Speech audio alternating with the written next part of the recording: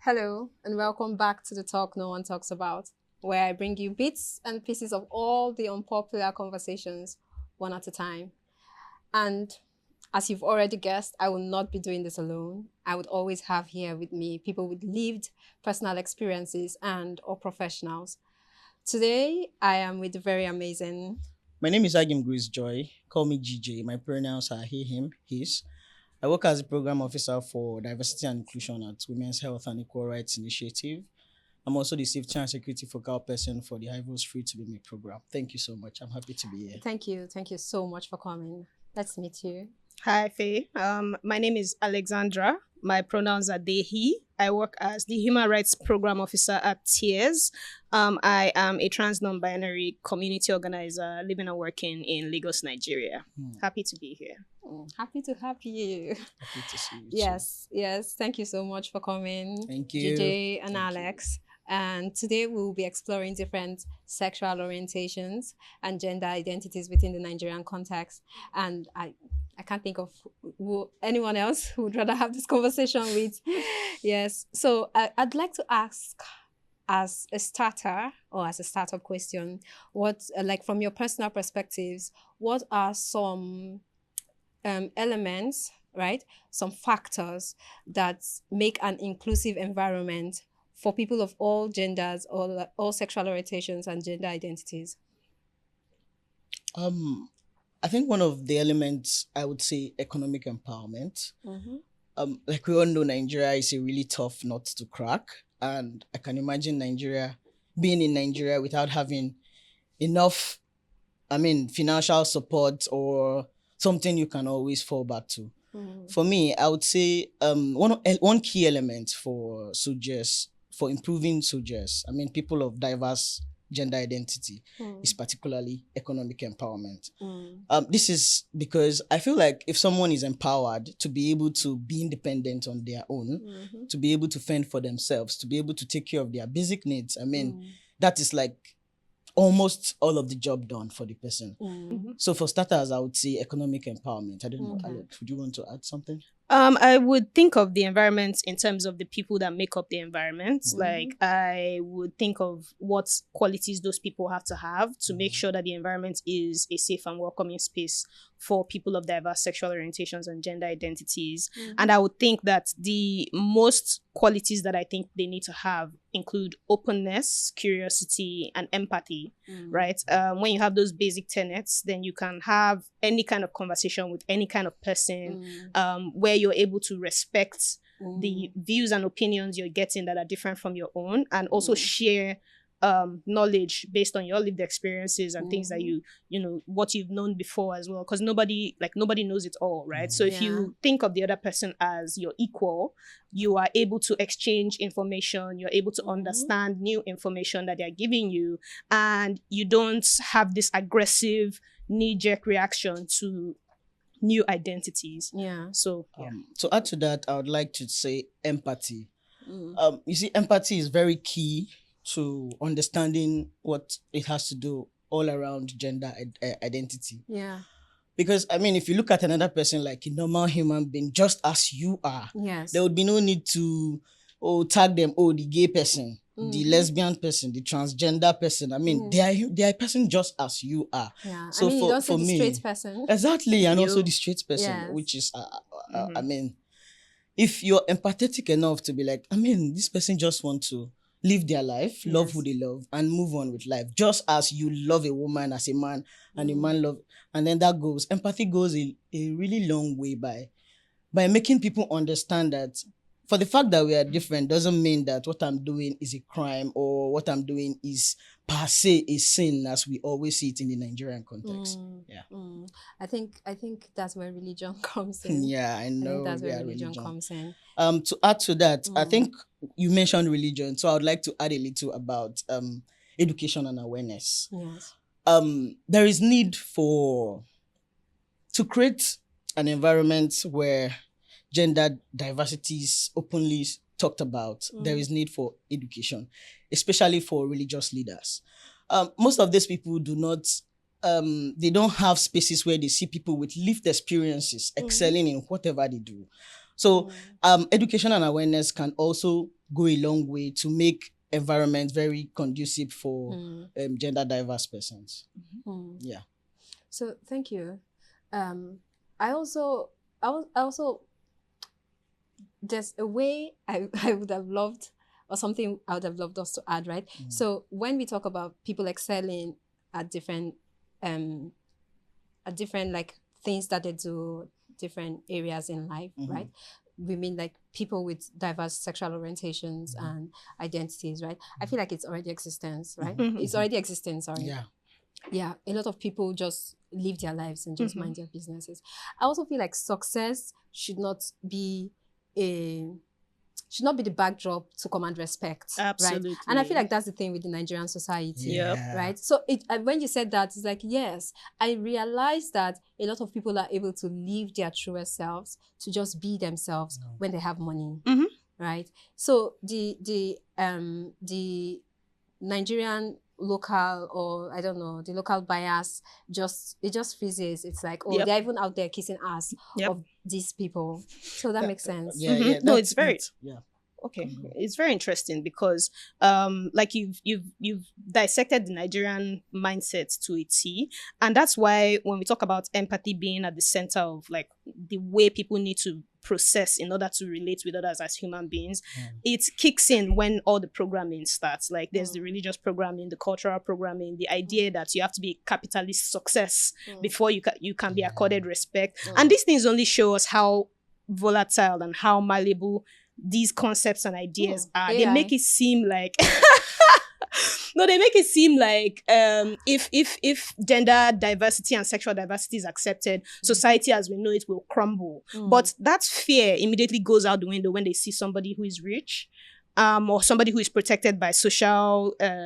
status. Exactly. So it just shows that these things don't actually hold water. You're not actually worried about the decline of society. You're just worried about policing other people's expression, and you don't even know it, and that's a big problem.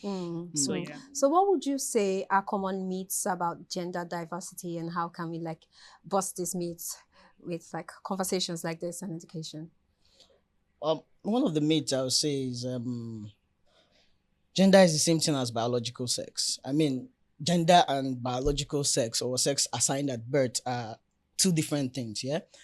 Gender is the social construct of what a man or a woman should be. Yeah, meanwhile, biological sex is what you were assigned at birth. So when Nigerians always, in short, we always, even before we got to be aware of these things, we also were at the stage where we refer to biological sex as gender. So one of the myths I would say is, gender is not the same as sex assigned at birth. I think my own favorite myth would be the idea that gender diversity and sexual diversity is un-African. Like, I don't know how they sold that. I'm so glad you brought that. How they sold that to us and how we bought it and ate it, swallowed it down. Because if there's one thing that is African, naturally, it is diversity. Like, even in Nigeria, there are about over 3,000 tribes. You cannot, like, you throw a stone, you've hit a different category of people.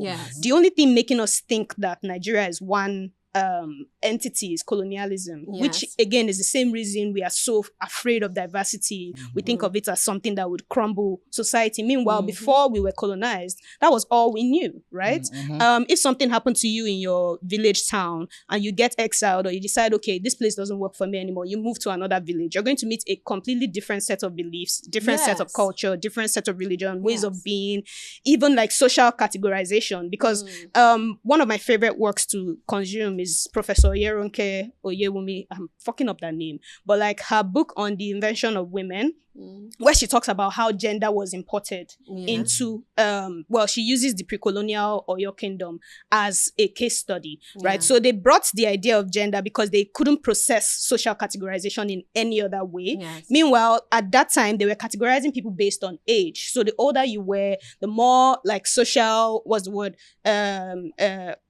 cultural rights that you have performed and your role in society, that determines what kind of respect and privileges you are accorded, not your biological sex. Like those are different things, and that's how we know they are different things. Like they talk about your capacity to give birth and your capacity to do all these other things that are biological. That's a separate conversation from whether or not that determines whether you get access to like society and culture and all of that, right? So it's just that importing of that gender binary, because they couldn't understand us any other way, that then we now have imbibed. That's all we know, because we don't even have our history anymore. So we don't even know what it was like before then. Yes. I'm so glad you said this, and I would like for you to give us the text, like the name, the accurate name, and the book, so like it displays when this comes up, right? Okay. And people can go and read, right? I also feel like if we're being honest as a people, we would realize that colonialism came with a lot of these clauses, right? And it's just every time someone says, oh, this sexuality thing or this gender thing, it's so different, it's always so laughable to me. And I'm like, even with biology, even as biological sex goes, it's not set on stone, right? It's not set on stone. So even saying, oh, gender and sex is different, even biology, let's talk sex, it's different. There's no inherently female thing and there's no inherently male thing, because you find actual cis women who don't have like uteruses or a hand. So it's an entire conversation that people used to even have before. But now I feel like Nigerians just do a lot of pretense. I think I want to ride on your point to another myth people have. It's that transgender and non-binary people is a trendy thing, is for the moment, it's a phase. It's quite sad because I'm a transgender man, and I mean, from my journey so far, I never woke up and begin to identify as transgender. There was the evolving stage in my life. I used to identify as a masculine presenting lesbian up until I began to discover myself and realize who I am. So transgender and non-binary identity are not really a trendy. It's not like for the fun of it or for, okay, my friend is trans, so I'm trans. I mean, people actually go through a whole lot in their lives. People actually bottle so much drama who wants in to their be lives. part of a trend where you're a minority? I'm telling you, where your whole life would be on target, where everybody wants to kill you, where everybody is looking for the bad person, everybody sees you as the bad egg in the society. Nobody wants to be on that. So I want to ask, what would you say individuals and communities can do within themselves to create a safer space or safer spaces for people of diverse sexual orientations and gender identities? Okay. I would say that individuals need to recognize that at the root cause of everything that is affecting us right now, it's a lack of understanding of like why we're here today. Like, why do we think the way we think? Why do we value what we value? Why are we so adverse to diversity, even though that is actually who we are? It benefits every individual who is Nigerian to ask these questions openly, honestly, and answer them, right? With those qualities we mentioned earlier, the curiosity, openness, empathy, coming from a place of, okay, these people are my country people. I want to understand better why this is their reality. Like, it's so jarring and different from what they are used to. So the response should not be aggressiveness and attack, because that's the Nigerian programming. Once you, obviously it might be the same way in other places, but I'm talking from the context I'm familiar with, right? So just the individual needs to commit to decolonizing their own mindsets, their ways of being, and their ways of understanding power, right? That would help open up one's mind to, like, the possibility of solidarity and actually unionizing with other people who are minorities. Because the way Nigeria is set up, everybody can easily be a minority within a snap of a finger. If you think that you are rich, something can happen. Next thing you realize, you're no longer able-bodied.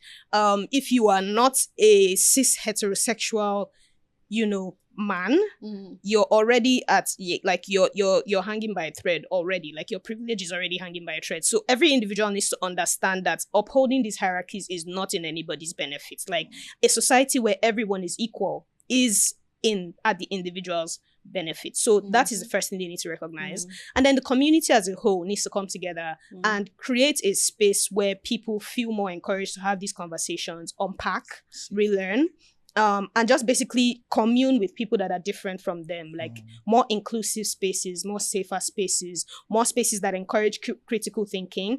And they need to take, like communities and institutions need to take the issue of justice and reparations and justice for minority groups seriously. People who have been abused don't have any spaces where they can go and say, well, not that they don't have any spaces, but those spaces you can count on one hand in any given state, any given context. Communities and institutions need to prioritize policies that, protect the most marginalized among them from abuse. That would make it a safer space for people to come together and have these conversations that are necessary. Okay, that's very I'd like to add to that by saying there is a need to understand the use of diverse how do I put this? Inclusive languages. Yes. Inclusive languages. And to understand inclusive languages is to educate yourself as an individual, just as Alex has stressed. Because you cannot, you've seen something online, somebody was mobbed for being trans, and you don't understand what the word transgender mean. As an individual, you owe yourself the duty of checking Google, check wherever you can, get the resources you need. Who are these people? What is the need to beat up this person because they identify the way they identify? To create safe spaces also is to understand that, first off, we are not totally the same. Even as family members, we are never the same. We think separately, we understand ourselves separately. So there is need to sit yourself down and say, okay, what has these people even done? What have they done to deserve the kind of hate that is coming to them? Another thing we can do as communities is to encourage safe spaces like communalism. If we come together as a community and say, okay, let's educate ourselves. My younger brother is effeminate and behaves funny. How do we how can we meet this person halfway? There's always the compromise. Of course, growing up as a young child who is still in their parents' house, especially as a male as an effeminate man, or as a masculine presenting woman, is kind of very, very, very, very traumatizing if most Nigerians will be sincere. It's just a few persons that have it rosy. So the need to say, okay, somebody growing up as a tomboy, let's understand you, my dear. How are you feeling? As you dressed the way you dress, are you comfortable? Are you able to express yourself very well? My personal story growing up, there was a stage where I used to go to church. I used to be very religious because of my upbringing. I used to be conditioned to wearing skirts. And trust me, you will never get the best version of me in that dress. I will never perform to the best of my knowledge. But as of 2011, that was when I got my first pair of trousers.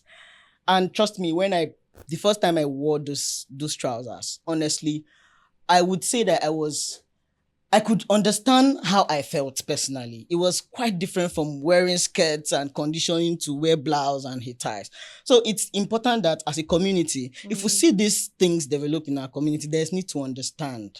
How do you feel? Relate it to the person. Because so many people become suicidal from some of all these uncomfortable things. So many people tend to, lose interest in life as a whole. Yeah. So just to add to all of this, I'd like to also point out that before now, I don't think it was such a problem growing up different in African society, in Nigerian society, like in the 90s and all of that. We could see, of course, language that were used to describe people were harmful or considered slurs, and then nobody knew this was oppressive, or this made someone feel a kind of way. But generally, people were more acceptable. We were like, okay, that this is that person, because I know that I knew a trans woman growing up from like when I was way younger, right? I did not think that was a problem. I used to, if I'm walking across and I see her, I used to be like, God, she's so fine, and all of that. So I just want to add that if people also felt a lot less entitled to other people's spaces and other people's identities and autonomies, we wouldn't have any issues. Like as a human being, just mind your business. It doesn't take so Actually. much to just mind your own life. Actually. You're not the custodian of Nigerian culture. You're not the custodian of our society Yeah. to start. I think the issue is when people make themselves police of morality. Yeah. So when you make yourselves moral police, I mean, you forget that you too, you have skeletons, lots of skeletons in your closet. Yes. If people see your life out of the social media space, what are you really like? What are you indoors when someone is not when there? no one's watching. Yeah. And what really upsets me the most is that I wouldn't even think of Nigeria as a moral society in any way. Like, they never have the necessary smoke for the right reasons. Like, for these abusers on the podiums in church, you know, community heads, religious leaders that are abusive, they continue, like, they literally continue to grow their followerships after being outed year in, year out. Every And I'm just time. like, is it you people that will gather somebody and beat them up for wearing a skirt when you think that they are supposed to be a man? That don't know how to gather this pastor, as he will come with his convoy and everything and climb the pulpits and speak to you people about what is right. When somebody he has harmed has actively called him out. It really upsets me. I can't lie. But that's all right. So I want to... Okay. Another way the community can support people of diverse gender identity, it's by speaking up for people. I want to paint a scenario. You walk by and an effeminate man was being beat up. Of course, you are not part of the people that beat them up, but but because you stood by and was watching, I mean, you are also one of them. But if you say something, ask the culprit. I mean, if this was your brother, would you be happy? I mean, people abuse their family. Yes, they do actually. They do. People do. It's quite sad to see that even fathers ask their sons to rape their daughters because they are lesbians. I mean, where is your humanity? Where is your humanity? So if people begin to see the need to speak up when things like this happen to people, imagine it was you as a person. You just walked up on the road because you do like this, and then everybody's up and want to beat you. How would you feel as a person? So stressing on empathy. The stress on empathy. It's so important. Yeah. I also don't like to appeal to people's consciences in that imagine that's your family, imagine that's you. People actually do hate themselves. I feel like the desire to want to hurt someone else unprovoked comes from self-hate. Yes. So people hate themselves. And I don't want you to project your self-hate on anyone else. Just mind your business. Yes. Just mind your business. Yeah. So I would ask, right? According to you, or from your own perspective, how would you say that gender norms and stereotypes limit our understanding of gender diversity as a society? And what do you think we can do to challenge like these systems and these structures or these limiting factors as a society and break them down?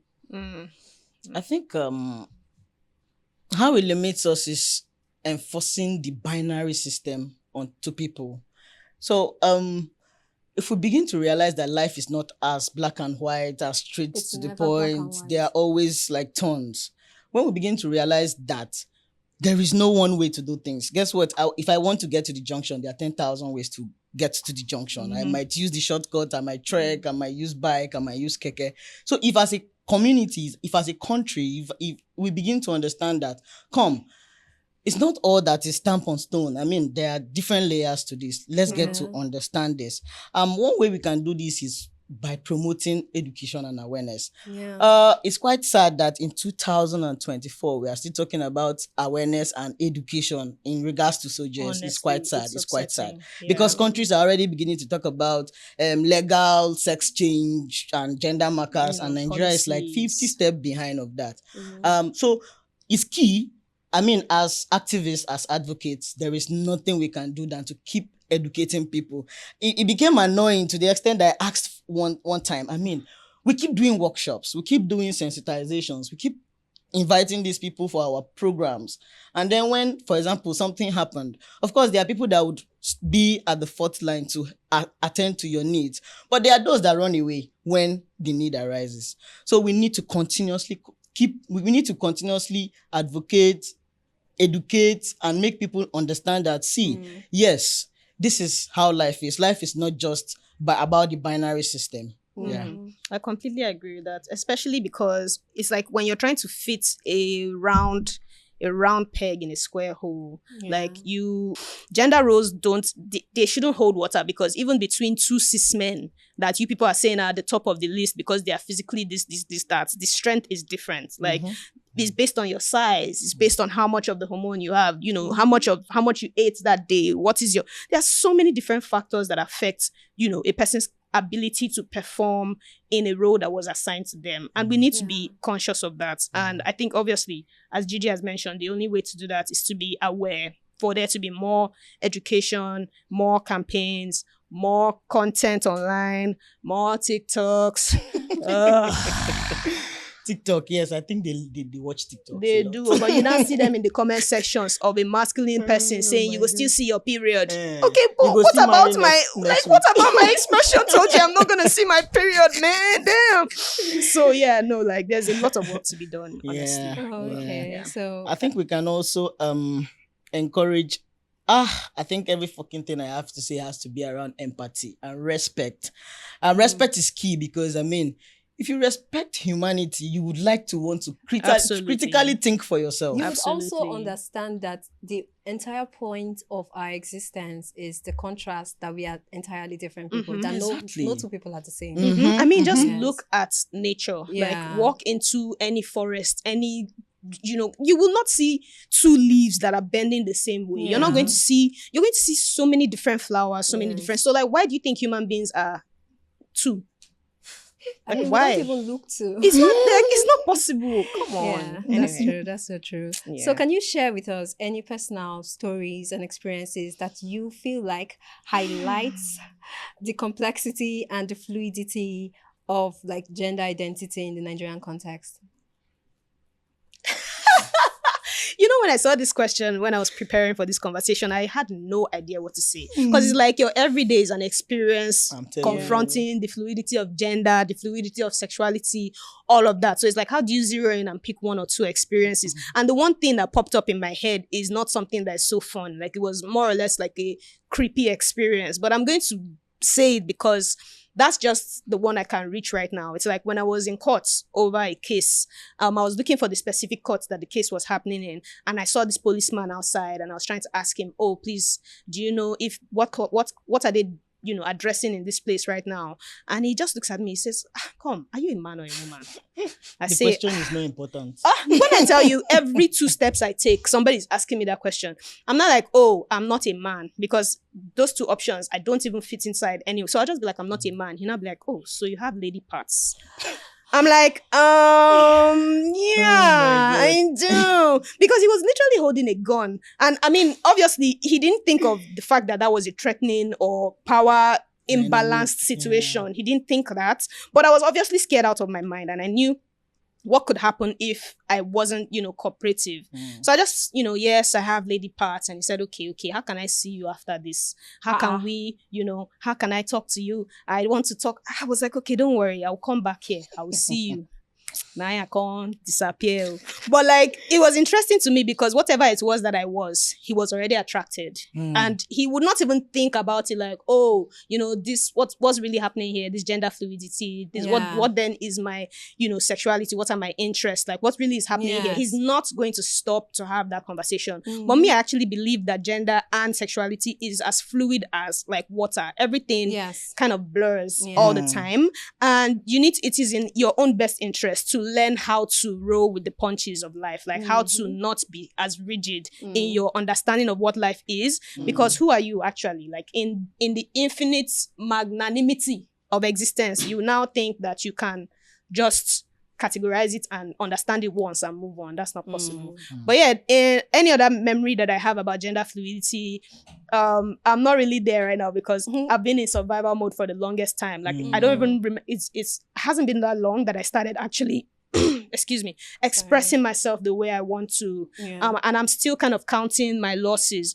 Obviously not losses because of who I am, but losses because of society's inability to, you know, get in line. And so like it just every day I think I move further away from who I used to be and how I used to present, and the people that believe that they love me in that way and cannot love me in a different way, even though that doesn't make any sense. I'm literally the same person.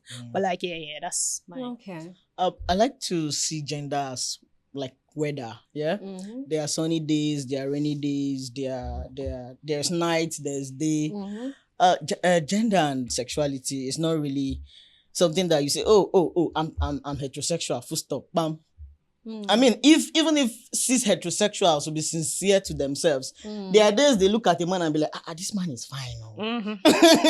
I mean, we see it every day. yes, appreciating someone's handsomeness or someone's build doesn't necessarily make you queer, but also sit and think to yourself, really. For myself, I would like to say I'm actually, I used to think I am a trans heterosexual man. Recently, I begin to realize that, I'm actually trans, yes, but I'm also gender non-conforming because I like to make my hair, I like to put on earrings, and that is what Nigeria see as, oh no, this thing belongs to a woman. This thing belongs to this. So I think gender. And again, this is also new because before colonization, men, they are like historically, if you read old history books and texts, they're like people express themselves however way they express themselves. That was one thing that stood out for me when the cross-dressers bill popped up. I like how the community came together and put it in a different phase. What I mean is, so the community necessarily did not think of saying, this bill is going to affect queer people. No, we came from, this bill is affecting everybody. Yeah. You as a man that ties wrapper, you are cross-dressing. You as a man that makes you braid your hair, you put on earrings, you're cross-dressing. So it's about understanding that, man, no, it's not just about what we are told. It's about understanding what it really is. Yeah. And so we can okay. You were going to say something. Yeah. Okay, no, I was going to say that, like, based on the point that you raised, like, people just tend to stop at the one that concerns them. Like, you see a guy that will paint his nails, he will do his hair, he will wear earrings. I'm not queer. The minute you call him queer, he's just gonna be like, what? Because, like, I mean, you literally are borrowing the aesthetics. Like, according to your definition of queerness. So, like you mentioned, you stray further away from those roles that you were assigned on a daily basis. You're just privileged enough to probably be like cis heterosexual, and you stay there. But the day that they want to tell you that you're actually not cis heterosexual enough, that's the day that like you'll be going somewhere, they will now profile you because of that very same hair, that very same nails and all of that. They go through your phone and they see something else because they were looking for something else. They now find something else. That's when they will now victimize you. But like, it's because you've been stereotyped and profiled in the same way they will profile a queer person, and you don't know that that's even what's affecting you at the end of the day. Yes. Right? When I was in the hospital, because I was fighting for my life, there was this doctor that came in. She looked at me once and then she was like, she has all her students there. She now starts to ask me about my earring, about what I do for work. Me, I knew what she was looking for. Eventually, she managed to, when she asked, what do you do for work? I said, I'm a project program officer. She said, at where? And I told her where. She said, okay, what do you people do there? And I told her what we do, that we're, and she was like, oh, I knew it because I saw you. I immediately knew that, you're one of these people, whatnot. And then she asked me a few questions about my gender, sexuality, how it is presenting where I present. She said she's a family clinic doctor, so she wants to know more so that she can relate to her. Eventually, she dismissed the student doctors because all this questioning was happening in front of a group of people. Okay. She dismissed those people. Then she now came for a one-on-one with me. She was talking to me about how, when she was younger, she was a bit tomboyish. She cut her hair. She didn't really like wearing skirts. But like, why do I have to take it to this extent? Like, it doesn't mean she's a lesbian. So why are you a lesbian? I'm like, scare me. Because I'm a lesbian. Like, you won't stop there. But it does not mean that somebody will not look at you and still judge you the same way they would judge me, who is a lesbian. But like, I think that brings us back to fluidity. Yes. This all brings us back to fluidity. Definitely. And sometimes these people forget that the fact that this sexuality or sexual orientations exists, like you recognize it, right? You recognize that this is true. You recognize that this existed even with you or with someone that you knew, right? But you want to pretend now that, bringing it this far is the new one just because you allowed yourself conform, right? So yes, let's wrap it up. We have spent way too much time here. So I mean, we're talking about gender. Yeah, gender takes forever. What are the best practices? What would you say are the best practices for creating and maintaining anonymous online platforms that offer support and resources to LGBTQ individuals? I would like to say one thing is confidentiality. Yeah. It's very key. It's very, very important that we treat anything gender related, gender identity related with confidentiality, because I mean, it is like someone putting their trust in your hands, and then tomorrow it's everywhere and they be like, oh, this person came here, and it's very important that as organizations, as individuals, when people confide in you, it's very important to keep them to yourself. Yes. Because the moment you lost this person's trust by putting their privacy out there, it becomes very, very, very stressful for them to should I say balance life. Because most of these people live their life, they are not out to their parents, their friends, their families, they are not out, they just want to exist as their person. And then maybe they see you as someone that can relate to their experience and decide to discuss with you, and tomorrow is all over the place. It's not quite really traumatizing. Another thing we can adapt is an anonymous hotline. An anonymous hotline, in the sense that when I call you, I don't necessarily need to start telling you my name is this. I mean, I'm calling you for something. It's what I'm calling you for that matters. It's the assistance you give me, is the feedback I get from you that matters. So I think recently for programming, we moved from the spaces of having to ask for people's ID card when they lodged in hotels. That is very, very, very key to me personally, because I mean, if I walk into an hotel and, for example, for trans women, for example, that do not have an identity that matches with their presentation, it becomes a serious issue. And if the receptionist is not someone that understands issue related to soldiers, it becomes dramatic. So there is need to adapt to anonymity at all costs. I have never created an anonymous platform, but I would assume that when you're creating these platforms, it shouldn't be possible for two anonymous people to meet off of that platform, because that's just a hazard that I would prefer that, in this keto reading community we have right now, that would not be a good idea. For two people to be able to link up from that platform, I would assume that if it's an anonymous platform that is providing resources, it should be a one-way thing. You just put out your information, you don't collect other people's information, you don't link people up in any way. You have access to people. Exactly. You don't have access to people, they don't have access to you. That's the safest way, I think, to organize something like that. Okay. So, GeeJay, this question is really for you. Oh, wow. You are a safety and security personnel, right? An officer. So what would you say, what steps can we take to ensure the physical and digital privacy of people of diverse sexual orientations and gender identities? Steps that protect this the rights, right, and the well-beings of people in the community. I think I already started by mentioning some. When I talked about confidentiality, it's very important that we understand that we are programming for people that are going through so much already. There is need to not want to re-traumatize people that are already coming through from a lot or going through a lot. So emphasis on confidentiality. Another thing we can do is data collection. I'm very, very personally, I've not thought of a way we can walk around it, but data collection is troublesome to me as a person, as an individual. Data collection is problematic to me because, okay, so you get my I come to your organization, I want to fill a form for example, assault. I was assaulted and I want to fill a form, and you are asking me my name, my address, my local government, my date of birth.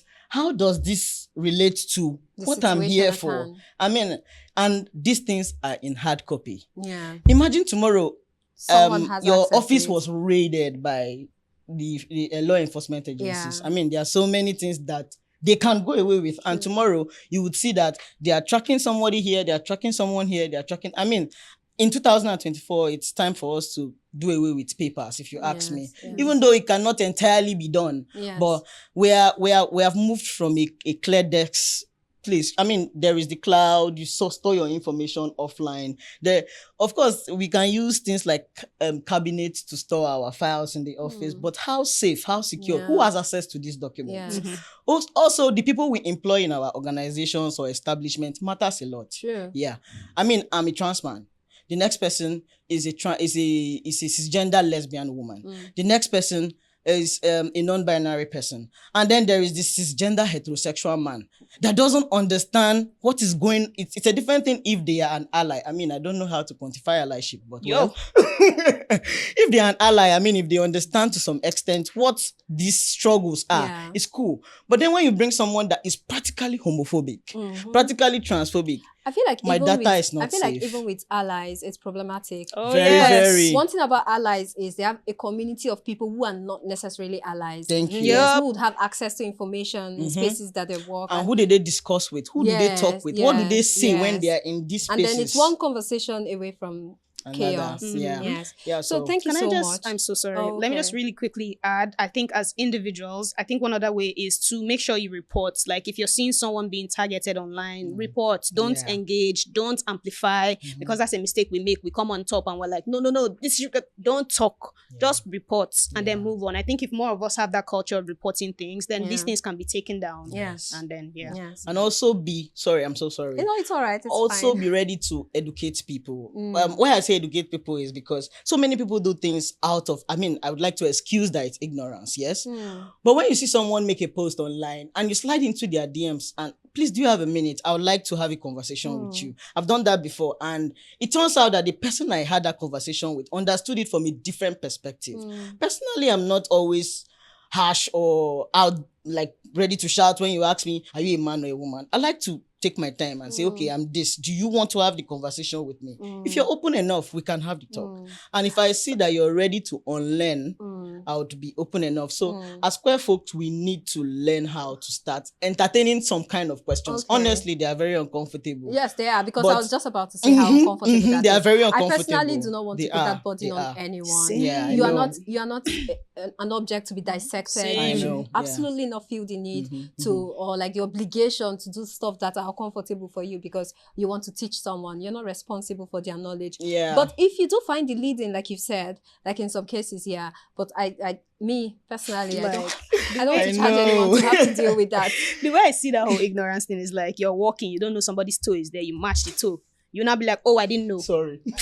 You not say, I didn't know. And then you now expect the person to tell you, oh, but my leg was there. And then when you came, you matched it like this. No, like is that you it have all? done something. In their ignorance and in their stupid questioning, they've made comments that are disrespectful. It doesn't take much. You don't need to know about gender and sexuality to be respectful of human beings. Yeah. And that is it. So it depends on where the person is coming from. I mean, you don't just walk up to me and be like, this one, you are transgender. What is in between your legs?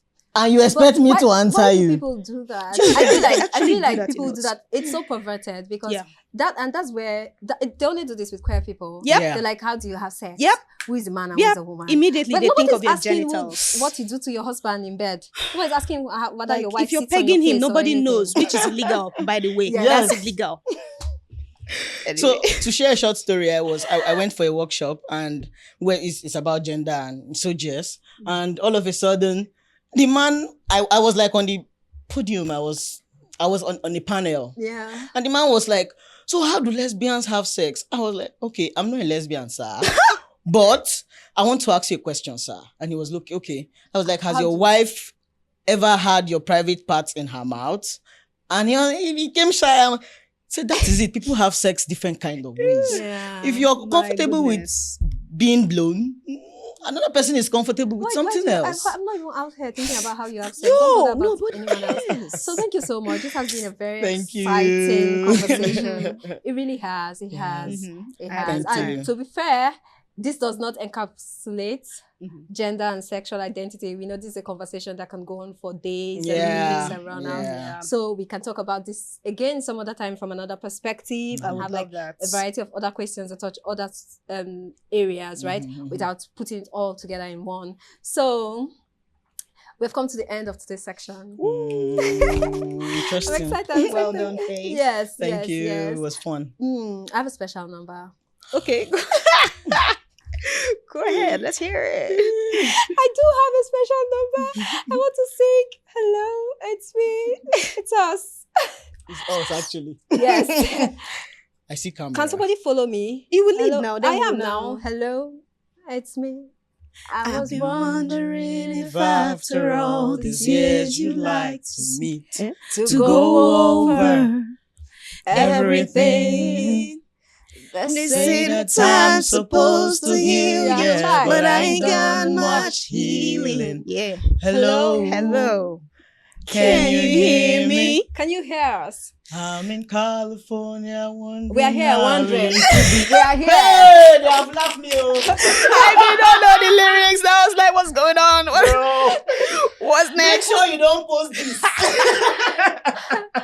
All right, so Thank you. can you won. hear us? Can you hear You us? won. Can you Thank hear you. us? We want to hear back from you. I'm wondering how you're feeling about this conversation we just had. We're wondering how you're feeling about the next conversation you want us to have.